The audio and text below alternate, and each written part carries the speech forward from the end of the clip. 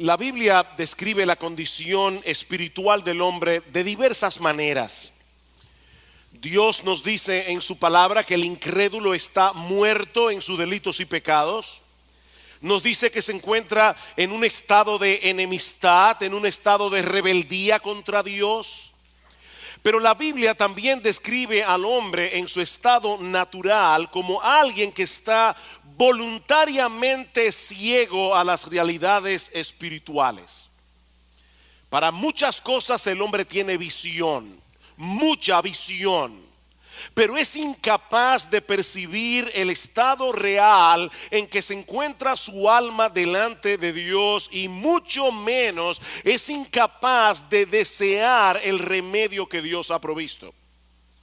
Pablo dice en 2 Corintios capítulo 2 versículo 14 que el hombre natural, es decir, el hombre tal como sale del vientre de su madre, el hombre que todavía no ha nacido de nuevo, que no ha sido regenerado, no percibe las cosas que son del Espíritu de Dios, porque para él son locura. Pablo dice que no las puede entender porque se han de discernir espiritualmente. Y en 2 Corintios 4:3 Pablo dice de manera más explícita que el Dios de este siglo cegó el entendimiento de los incrédulos para que no les resplandezca la luz del evangelio de la gloria de Cristo, el cual es la imagen de Dios. El hombre incrédulo está espiritualmente ciego, y con una ceguera que es 1000 veces peor que la física, porque ni siquiera le permite darse cuenta de que él está ciego.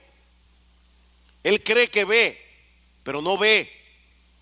Y ese es precisamente el tema de la porción del Evangelio de Marcos que estudiaremos en esta mañana. Marcos capítulo 8, vamos a estar viendo los versículos 1 hasta el 26. Es un pasaje muy extenso, por lo que no vamos a detenernos en cada uno de los detalles que aparecen allí, pero aún así, mis hermanos, vale la pena entender esta porción del Evangelio de Marcos como un todo para poder ver el hilo de pensamiento que corre a través de esta sección del Evangelio.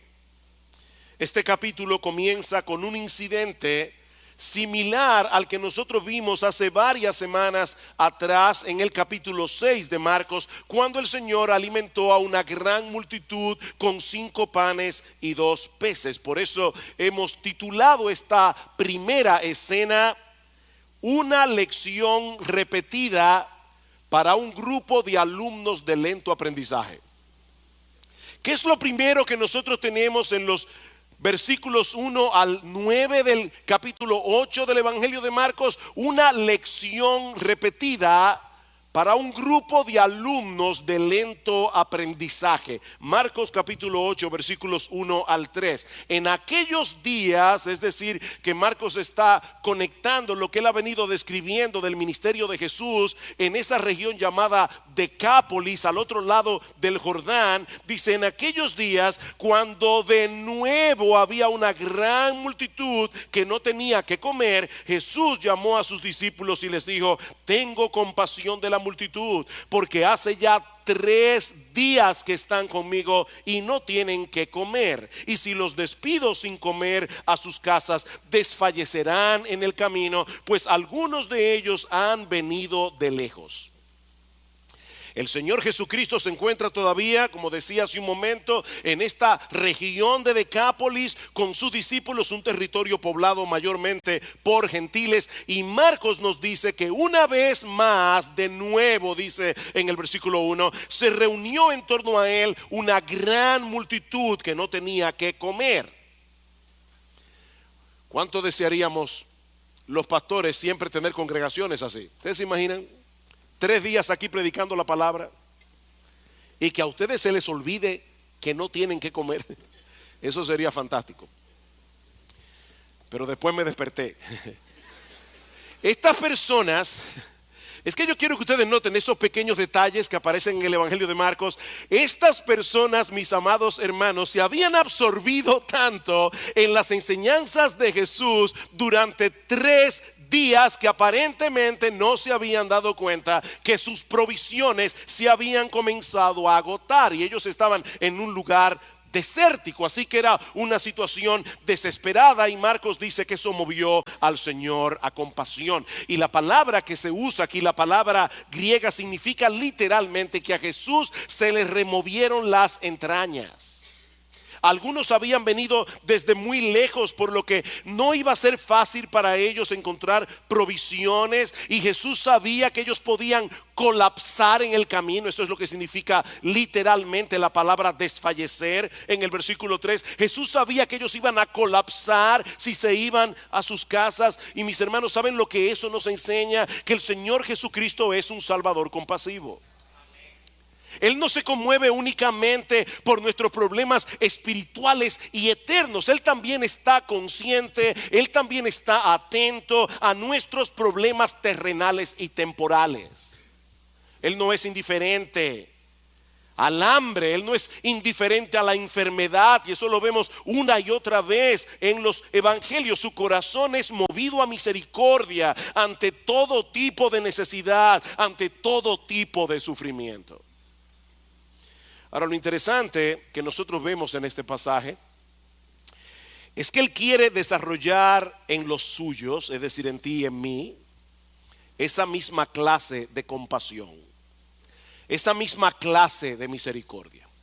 Y es por eso que en el versículo 2 el Señor comparte su inquietud con los discípulos. Le dice: tengo compasión de la multitud. Y de paso es la primera vez y la única vez en los evangelios donde se dice eso del Señor de la boca del Señor mismo. O sea, los evangelistas dicen que Él tenía compasión, pero ahora es Cristo el que está abriendo su corazón y dice: tengo compasión por esta multitud, porque hace ya 3 días que están conmigo y no tienen qué comer. Él comparte esta inquietud con los discípulos. Pero mis hermanos, como sucede muchas veces, donde Jesús ve una oportunidad, nosotros vemos un problema. Y cuando vemos el problema, perdemos la oportunidad.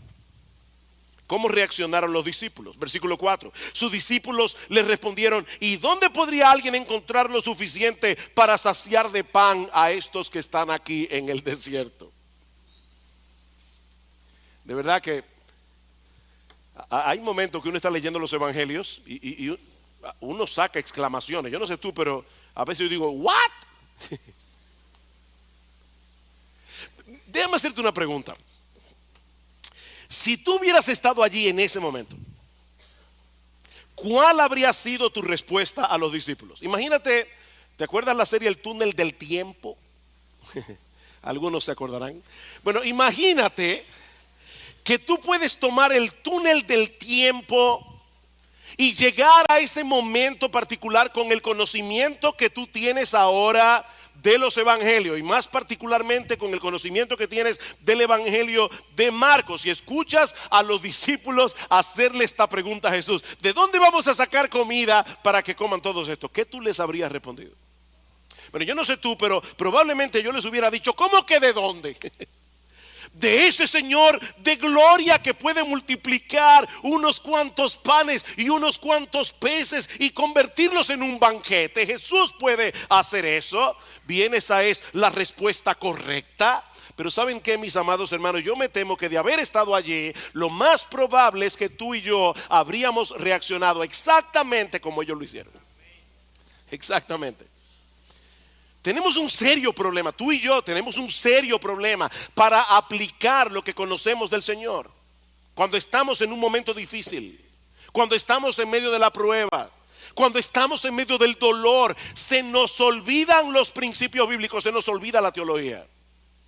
Pero ya hablaremos de eso dentro de un momento. Ahora, lo sorprendente de esta historia, mis hermanos, es que el Señor no desecha a sus discípulos por causa de su torpeza, y eso es una buena noticia, sino que con toda paciencia les repite la misma lección que le había dado en el capítulo 6, versículo 5. Y Él les preguntó: ¿cuántos panes tenéis?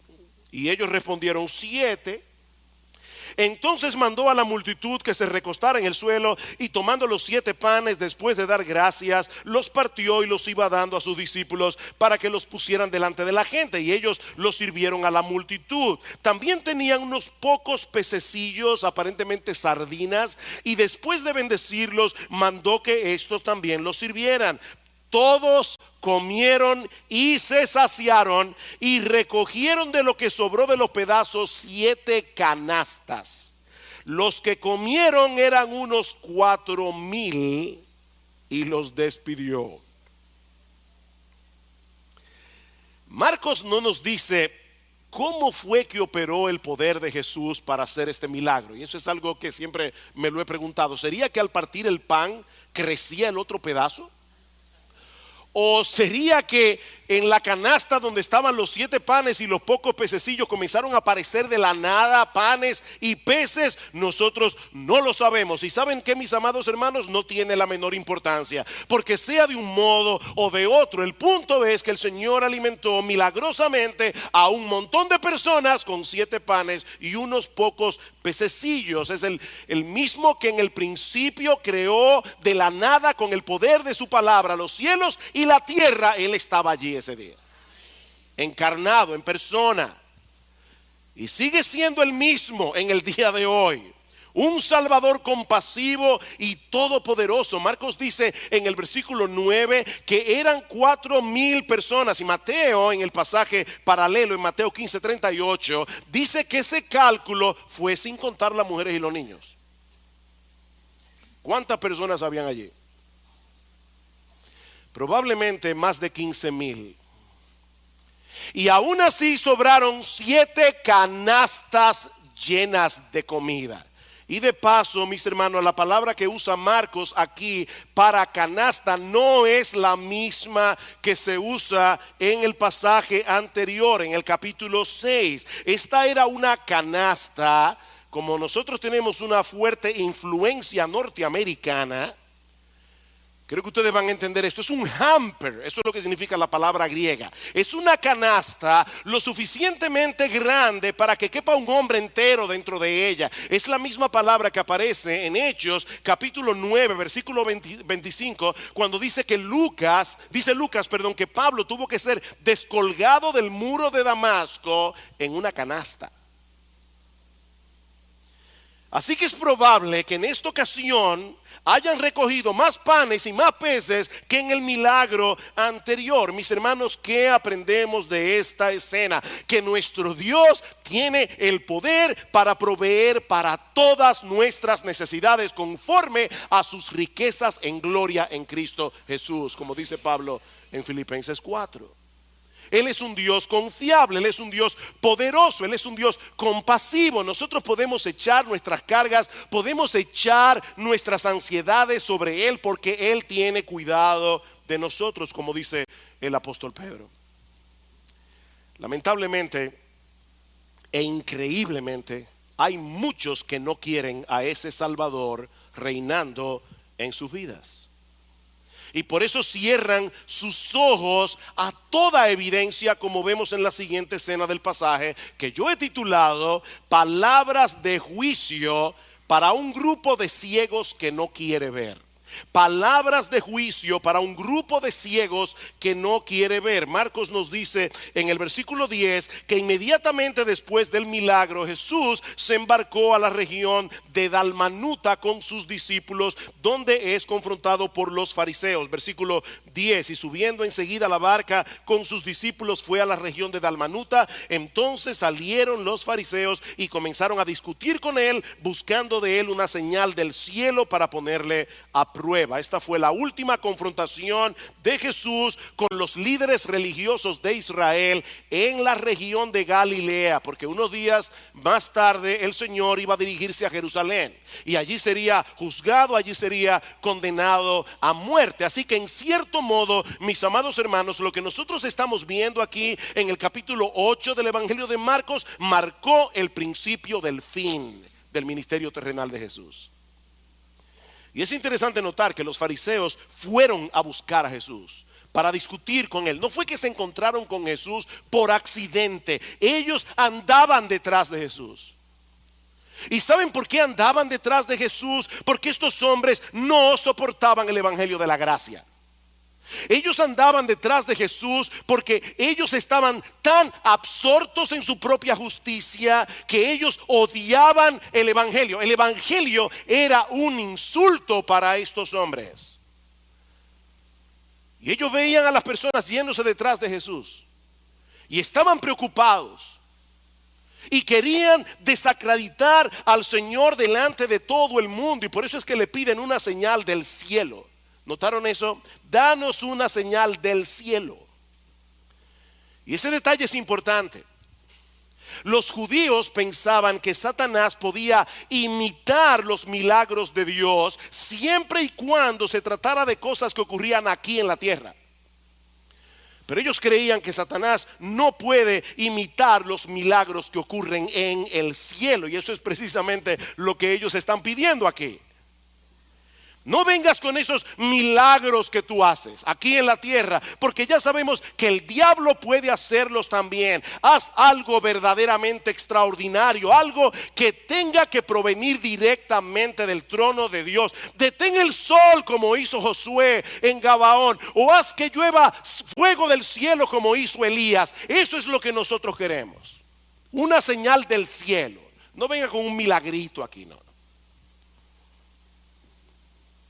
¿Cuál fue la respuesta de Jesús a esta ridícula petición? Versículo 12. Suspirando profundamente en su espíritu, dijo: ¿por qué pide señal esta generación? En verdad os digo que no se le dará señal a esta generación. Y dejándolos, se embarcó otra vez y se fue al otro lado. Mira, si tú vas delante de alguien y le demandas algo y su reacción es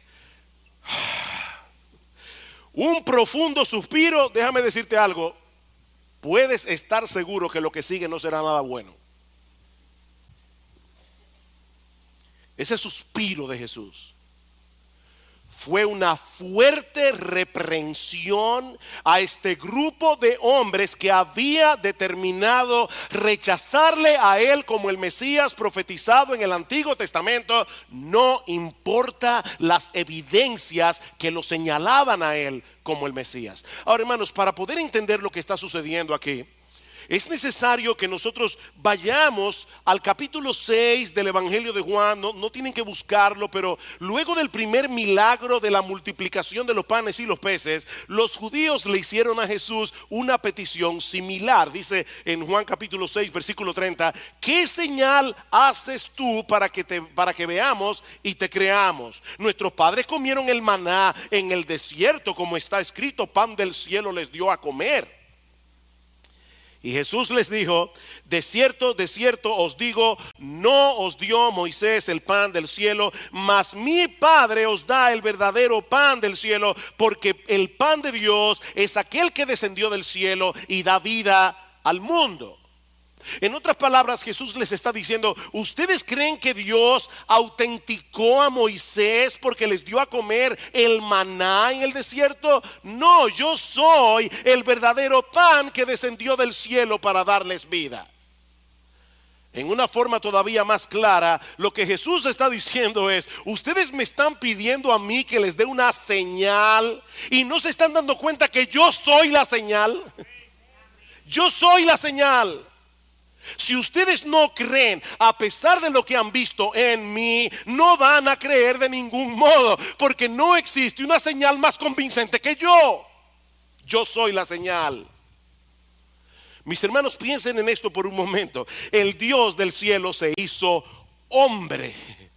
¿Ustedes se imaginan eso? El Dios del cielo se hizo hombre. El Dios del cielo vivió una vida perfecta. El Dios del cielo llevó a cabo milagros extraordinarios como la multiplicación de los panes y los peces. Predicó la palabra como nunca nadie lo ha hecho ni lo hará jamás. Y todavía le estaban pidiendo evidencias de que él era un enviado de Dios.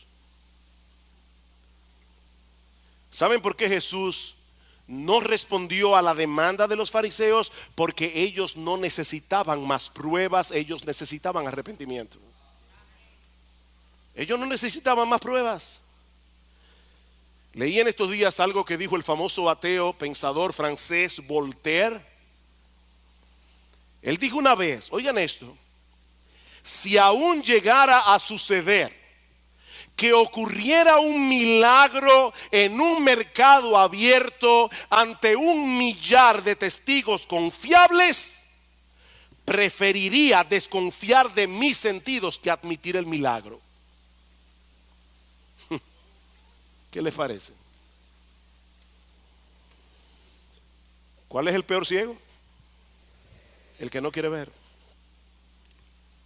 No hay peor ciego que el que no quiere ver. Esa es la acusación de Pablo a toda la raza humana en el capítulo 1 de su carta a los romanos. Dios se ha revelado a través de la creación y lo ha hecho de una manera inconfundible, pero el hombre ha decidido detener con injusticia la verdad. El hombre detiene con injusticia la verdad. Él sabe que Dios existe, él sabe que Dios creó los cielos y la tierra, él lo sabe en el fondo de su corazón, pero él pretende vivir como si no lo supiera. Él se hace el tonto. Yo decía, ayer puse un Twitter. Sí, yo uso Twitter. Un Twitter que decía, no es por ser más inteligente que los incrédulos son incrédulos, es porque son deshonestos intelectualmente. Son deshonestos intelectualmente. En Juan capítulo 3 dice, la luz vino al mundo. Ese es el problema, la luz vino al mundo. ¿Y qué hicieron los hombres? Amaron más las tinieblas que la luz. Mis hermanos, eso es trágico. Esta petición ridícula de los fariseos evidenciaba tal dureza de corazón, tal obstinación contra la verdad, que no valía la pena hacer el menor esfuerzo para tratar de convencerlos de lo contrario. Marcos dice que el Señor los dejó y se fue hacia el otro lado del mar. Y mis hermanos, esto no fue un simple traslado de un lugar a otro, esto fue un abandono. Esa es la idea. El Señor es muy paciente, muy paciente. Pero mi amigo, si tú estás aquí sin Cristo, déjame darte una advertencia muy sobria, muy solemne. Hay un momento en que el incrédulo traspasa una línea de no retorno. Una línea conocida únicamente por Dios. Cuando termina toda oportunidad de arrepentimiento, ese día los fariseos cerraron para siempre las puertas de salvación para ellos. Para siempre. Probablemente no volvieron a ver a Jesús nunca más. Esto es trágico. Pero el texto no termina allí. Marcos también nos narra otro incidente que nos revela otro tipo de ceguera espiritual, una ceguera que afecta a los creyentes.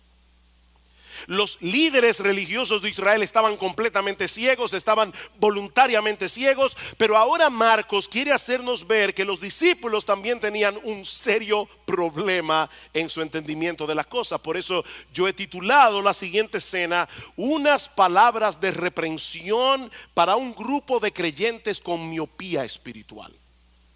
Unas palabras de reprensión para un grupo de creyentes con miopía espiritual. El Señor y los discípulos se van en la barca al otro lado del mar, pero Marcos nos dice en el versículo 14 que se habían olvidado de traer panes para todo el grupo. De hecho, Marcos incluye el detalle de que había un solo pan en la barca para 13 hombres, bien comidos, pescadores, hombres que hacían mucha fuerza física. Y nosotros podemos suponer que los discípulos le estaban dando mente al asunto, tal vez preocupados de que Jesús les preguntara por la comida y quedara evidenciado que habían sido unos irresponsables. En ese contexto, el Señor les da la advertencia que encontramos en el versículo 15. Y él les encargaba diciendo: tened cuidado, guardaos de la levadura de los fariseos y de la levadura de Herodes. En el pasaje paralelo, en el Evangelio de Mateo, se incluye también la levadura de los saduceos.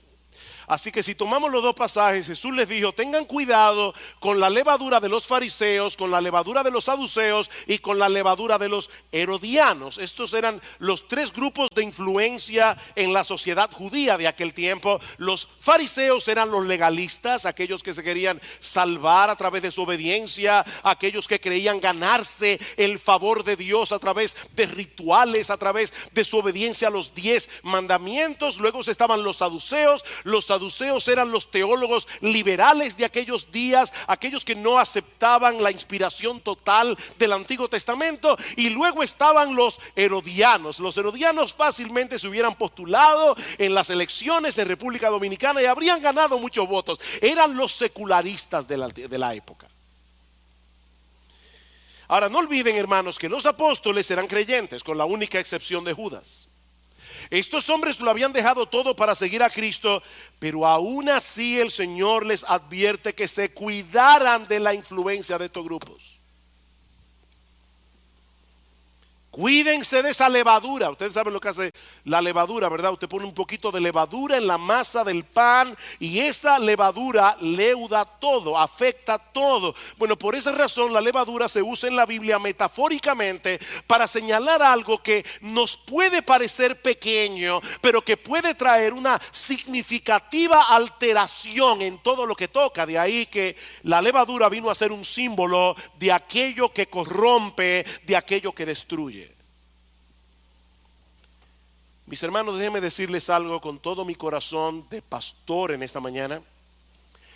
Nadie, incluyendo el mismo que está predicando, nadie aquí es inmune al legalismo. De hecho, si tú quieres ver a un legalista, mírate al espejo. Nosotros todos somos legalistas en recuperación.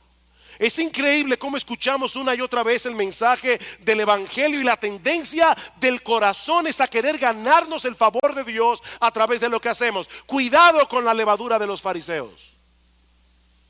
Iglesia bíblica del Señor Jesucristo, en el siglo XXI, cuídense de la levadura de los fariseos. Es dañina, es terrible en la vida de un cristiano. Pero cuídense también de la levadura de los saduceos. Cuídense, hermanos, de todas esas voces que están hoy día atacando la infalible palabra de Dios. En estos días alguien nos mandó por WhatsApp un artículo que alguien había escrito y decía: ¿alguien le puede responder a esta persona diciendo que qué están hablando los religiosos basándose en un libro anticuado, en un libro arcaico, cuando los religiosos han demostrado que son unos hipócritas? No me pude contener y puse otro Twitter. No recuerdo exactamente cómo decía, pero era algo como esto: la hipocresía siempre estará presente en todo grupo religioso, pero Jesús sigue siendo la verdad y la Biblia sigue siendo su palabra. Cuidado, hermanos, con la levadura de los saduceos. Cuidado con la levadura de los herodianos. Cuidado, hermanos, con la mundanalidad. ¿Saben que muchas personas, queriéndose cuidar del legalismo, se arrojan en los brazos de la mundanalidad?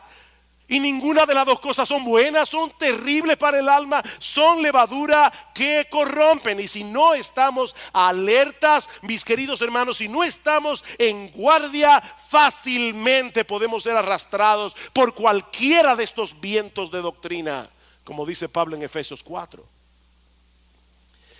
Pero ese no es el punto central de esta historia, así que debo resistir la tentación y no seguir hablando de este tema. Porque el punto principal de esta historia es la reacción de los discípulos a la advertencia de Jesús. Versículo 16. Y ellos discutían entre sí que no tenían panes. Hermanos, no pierdas el hilo de la historia para que entiendas lo que está sucediendo aquí. Y por eso es que quise predicar de estos 26 versículos juntos, porque es que están conectados. El Señor acaba de repetir el milagro de la multiplicación de los panes y los peces, no se olviden eso.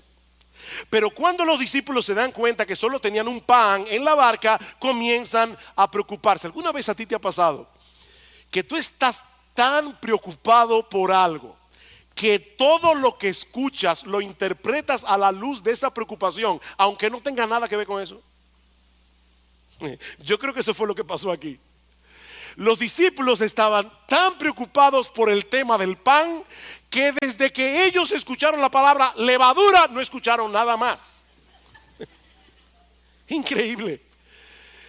Miren, mis hermanos, déjenme decirles algo. Nuestras preocupaciones terrenales no se quedan fuera cuando ustedes vienen a la iglesia.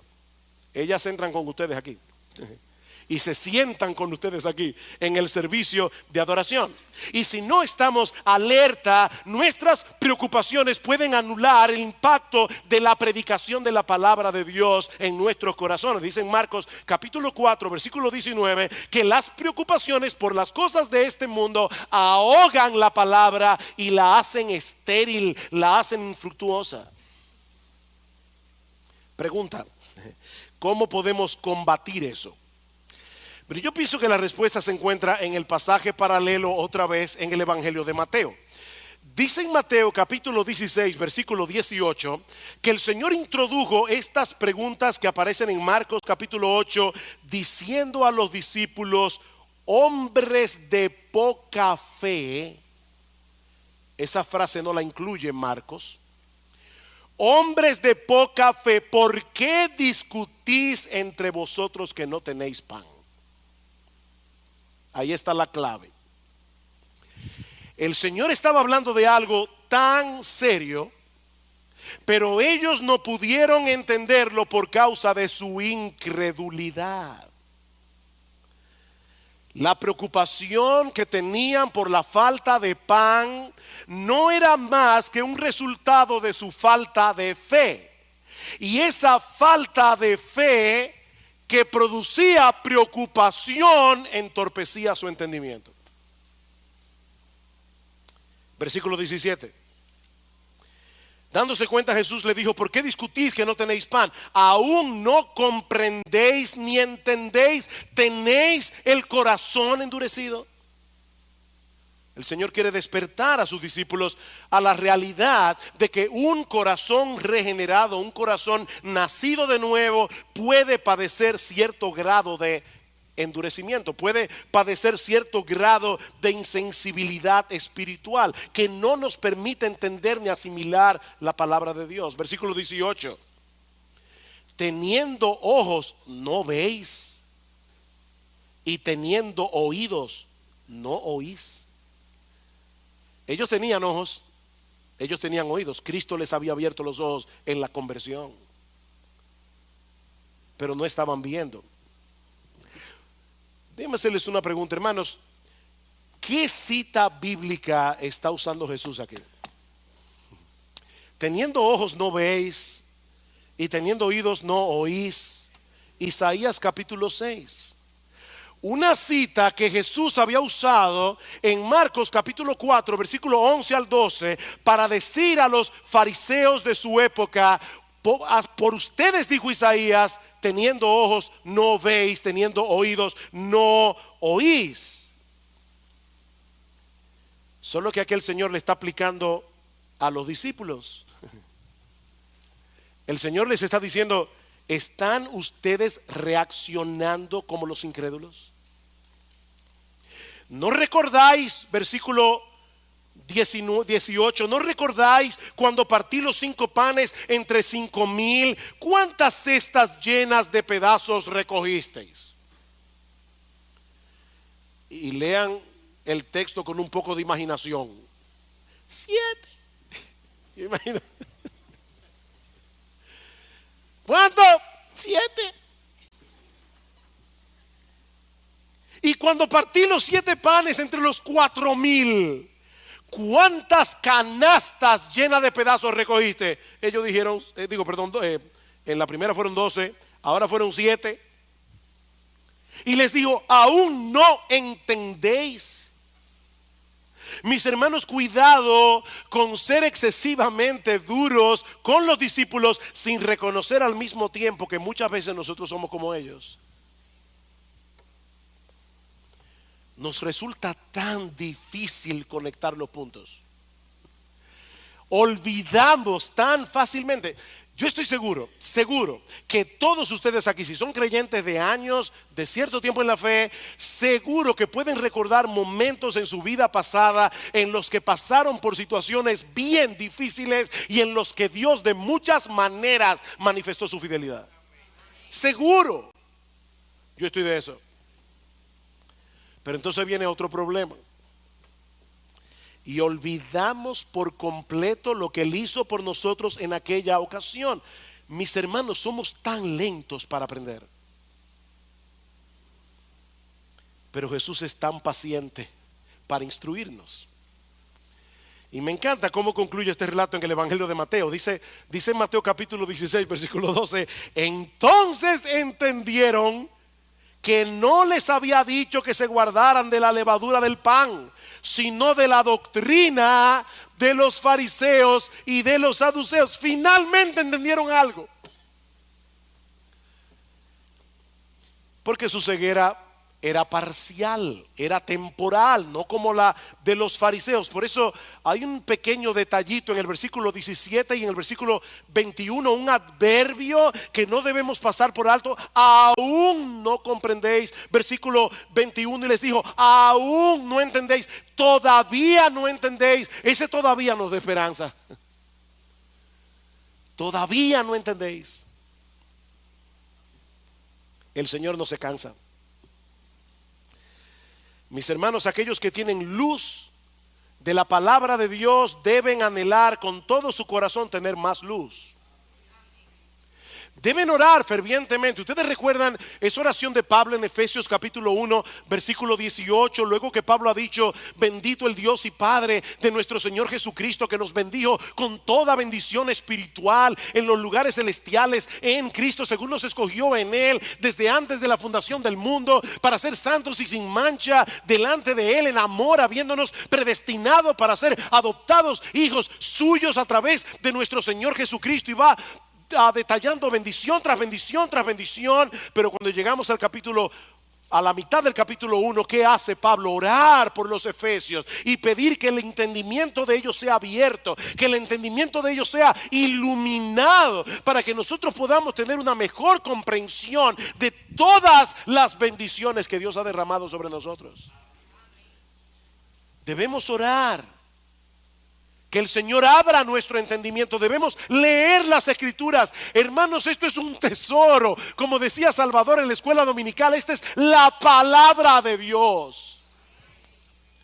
Debemos leer, debemos comernos este libro, debemos empaparnos de este libro, debemos conocer las Escrituras. Debemos leer buenos libros que nos ayuden a entenderla mejor. Debemos escuchar la predicación de la palabra con suma atención, en dependencia del Espíritu de Dios, para que la luz de la verdad de Dios despeje las tinieblas que todavía tenemos en el corazón. No te quedes donde estás. No te quedes allí. Necesitas seguir profundizando en tu entendimiento de Dios. Necesitas seguir entendiendo el Evangelio. Necesitas seguir entendiendo cuál es la voluntad de Dios para ti. Pablo ora por los colosenses en Colosenses capítulo 1 versículo 9 al 10, para que crezcáis en el conocimiento, en el entendimiento de su voluntad. No te quedes donde estás. Sobre todo porque tú no estás solo en ese camino. Y eso nos lleva a la última escena de este pasaje, que yo he titulado Un milagro esperanzador. Marcos 8, 22. Llegaron a Betsaida y le trajeron un ciego y le rogaron que lo tocara. Tomando de la mano al ciego. Qué tierno, hermanos. Imagínense esa escena. Al Señor Jesús tomando la mano de este hombre y llevándolo lejos de la multitud, dice, tomando de la mano al ciego, lo sacó fuera de la aldea y después de escupir en sus ojos y de poner las manos sobre él, le preguntó, ¿ves algo? Y levantando la vista dijo, veo a los hombres, pero los veo como árboles que caminan. Entonces Jesús puso otra vez las manos sobre sus ojos y él miró fijamente y fue restaurado y lo veía todo con claridad. Y lo envió a su casa diciendo, ni aún en la aldea entres.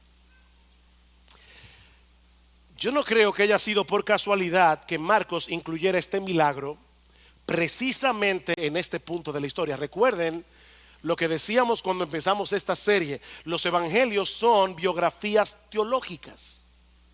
Ellos no están narrando cronológicamente la vida de Jesús. Ellos están tomando lo que ellos quieren tomar para darnos una enseñanza. Y es importante entender eso porque la narración de este milagro es exclusiva de Marcos. No aparece en ningún otro de los evangelios. Así que Marcos lo mencionó por una razón en ese punto. De hecho, este es el único milagro registrado en los evangelios hecho por Jesús en dos etapas. Todos los milagros del Señor fueron instantáneos. Jesús le dijo a Lázaro en la tumba, Lázaro, ven fuera. Y de inmediato salió de la tumba y no medio vivo. Salió completamente vivo. Instantáneamente. El Señor calmó el mar en tempestad de una sola vez. Cada milagro fue así, excepto la sanidad de este ciego en Betsaida. ¿Por qué el Señor sanó a este hombre en dos etapas? Bueno, antes de responder esa pregunta, veamos brevemente el milagro. Brevemente, unas personas se acercan a Jesús trayendo a un ciego, les ruegan que lo sane. El Señor, ya vimos, lo toma de la mano, lo saca fuera de la aldea, probablemente para no hacer de esta sanidad un espectáculo. Jesús quería tratar con este hombre de una manera muy personal. Y una vez se aleja de la multitud, el Señor hace algo bien extraño. Niños, este fue Jesús, no hagan eso con otros. Como dicen a veces los anuncios de cosas peligrosas, no intenten hacer esto en casa. ¿Qué hizo el Señor? Escupió los ojos del ciego. De hecho, ya nosotros habíamos visto que el Señor había hecho algo similar en Marcos capítulo 7 cuando sanó a un tartamudo. Probablemente, recuerden, este hombre está ciego. El Señor quería que él percibiera de una forma tangible, algo va a pasar con mis ojos. Así que el Señor escupe los ojos del ciego y lo toca con su mano. Y así el ciego puede depositar su fe en él. Algo va a pasar. Jesús le pregunta, ¿tú ves algo? Y él dice, veo los hombres, pero como árboles que caminan. En otras palabras, él había comenzado a ver, pero todavía su visión era borrosa, la sanidad era incompleta. Así que el Señor pone las manos sobre sus ojos una vez más. Y me encanta, dice que su visión fue restaurada y que lo veía todo con claridad. Esa palabra que se traduce como claridad es una palabra compuesta del griego que significa ver de lejos con toda nitidez. 20.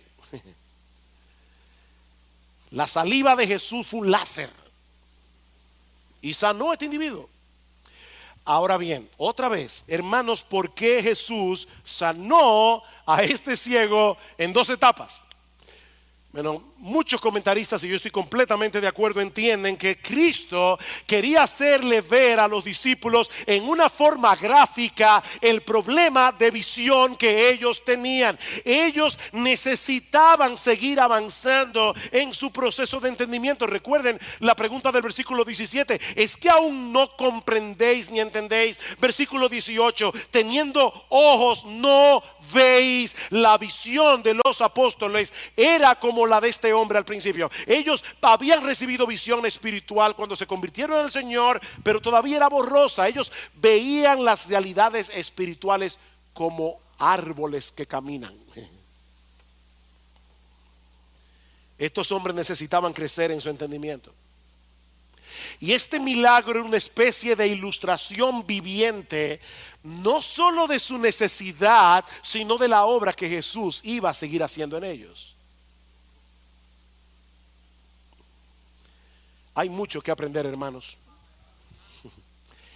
y mucho que creer. Importante eso. Hay mucho que aprender y mucho que creer. El conocimiento teórico no sirve de nada aquí hasta que no lo aplicamos en el momento de las pruebas, hasta que no lo aplicamos en medio de las dificultades de la vida. Los discípulos vieron al Señor multiplicar panes y peces. Yo estoy seguro que si alguien les hubiera dado un examen teológico inmediatamente después del milagro y hubiera una pregunta: ¿es Jesús capaz de alimentar a un montón de personas con unos cuantos peces? Todos los apóstoles hubieran sacado 100 en el teórico. Pero cuando se subieron en la barca y se dieron cuenta de que habían olvidado el pan, entraron en pánico. El creador de los cielos y de la tierra estaba en la barca. El que puede crear panes del aire estaba allí. Pero ellos estaban en pánico. Honestamente, mi hermano, tú no te ves retratado en ese cuadro. Ay, porque yo me he visto allí tantas veces que me avergüenza. Pero gracias al Señor por su paciencia. Gracias al Señor porque Él sigue lidiando con nosotros para afinar nuestra visión espiritual. ¿Y saben cómo lo hace? Proveyéndonos conocimiento a través de la lectura de la palabra, a través de la predicación en la iglesia, a través de otros hermanos, a través de buenos libros, y luego nos coloca en situaciones de prueba en las que tenemos que aplicar el conocimiento aprendido. Las pruebas de la vida son el examen práctico. Y lo bueno, aunque algunos tal vez dirán que eso no es tan bueno, pero lo bueno es que el Señor no se cansa en su trabajo oftalmológico. Él seguirá afinando nuestra visión, afinando nuestra visión, afinando nuestra visión hasta que lleguemos a su presencia. Así que mira, mi hermano, si tú puedes identificar en tu vida que te falta mucho por entender, anímate. Anímate, porque eso quiere decir que tienes visión. O como dice Paul Tripp, eso quiere decir que la gracia te alcanzó. La gracia te alcanzó. La gracia te ha visitado. Y ahora tienes algo de visión. Ahora, si tú eres incapaz de ver tu necesidad de un Salvador, si tú eres incapaz de percibir tu necesidad de ver más claramente, mi amigo, yo te tengo una mala noticia y una buena noticia. La mala es que estás ciego. Tú estás ciego. Estás tan ciego que ni siquiera te das cuenta de que estás ciego. Estás tan ciego que tú no puedes ver que no puedes ver. Tú crees que ves, pero no ves. Esa es la mala noticia. La buena es que Dios te trajo hoy aquí para que escuches ese diagnóstico. Dios te trajo aquí para que tú sepas cuál es el estado de tu alma. Dios te trajo aquí en esta mañana. Dios te trajo, mi amigo. Yo no sé quién te invitó. Dios te trajo aquí para que veas la necesidad que tienes de visión, para que veas la necesidad que tú tienes de venir a Cristo en arrepentimiento y fe. Tú necesitas un Salvador. Tú necesitas al Salvador. Dice el Señor en Juan capítulo 8 versículo 12: yo soy la luz del mundo. Yo soy la luz del mundo. El que me sigue no andará en tinieblas, sino que tendrá la luz de la vida, mi amigo. ¿Por qué andar a tientas y a oscuras cuando la luz de este mundo te está ofreciendo en esta mañana abrirte los ojos del entendimiento en este mismo instante, gratuitamente, por gracia, por medio de la fe? ¿Por qué andar a tientas y a oscuras? Por eso yo decía que este es un milagro esperanzador, porque nos muestra el poder de Cristo para restaurar la visión que el hombre ha perdido por causa del pecado. Mi amigo, Cristo puede darte visión aquí y ahora. Si confías enteramente en Él, si miras hacia Él como tu única esperanza de salvación. Y a partir de ese momento Él continuará restaurando tu visión para que sigas creciendo en tu conocimiento de Dios, para que sigas creciendo en tu entendimiento del Evangelio, para que sigas creciendo en tu comprensión de lo glorioso, maravilloso, hermoso, dulce y deleitoso que es nuestro bendito Señor y Salvador Jesucristo.